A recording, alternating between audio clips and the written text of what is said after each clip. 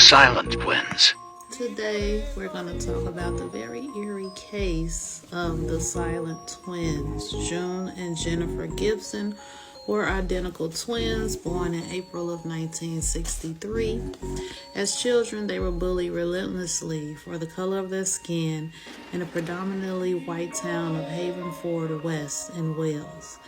It was so bad that they had to be dismissed 5 minutes early from school to get away from the bullies. The very traumatic events of their childhood would force them into their own little world, where they locked themselves into their bedroom. They even developed their own language and took a vow to each other to be silent, only communicating with each other. And this is where they developed their own language.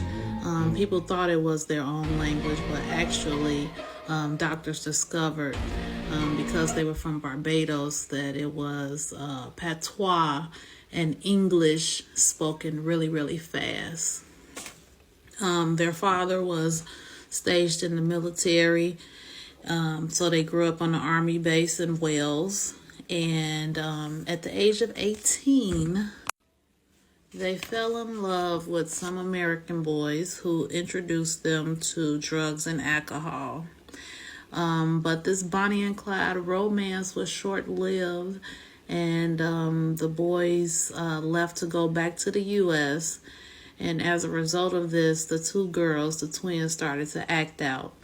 They committed arson, and they set buildings on fire, at least 3 buildings on fire.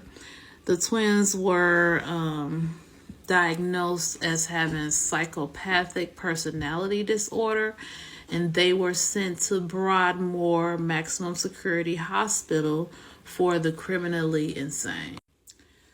They received a really harsh sentence of 12 years because doctors grew frustrated with them because they refused to speak. This case did gain notoriety after Marjorie Wallace, a Sun-Times journalist, covered the story. The doctors found them to be deeply disturbed and dangerous. Some days they wouldn't eat.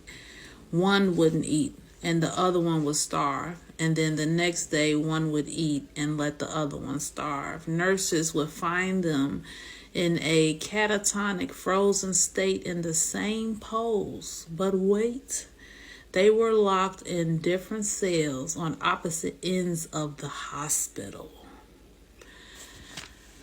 At this time, they contacted Marjorie Wallace.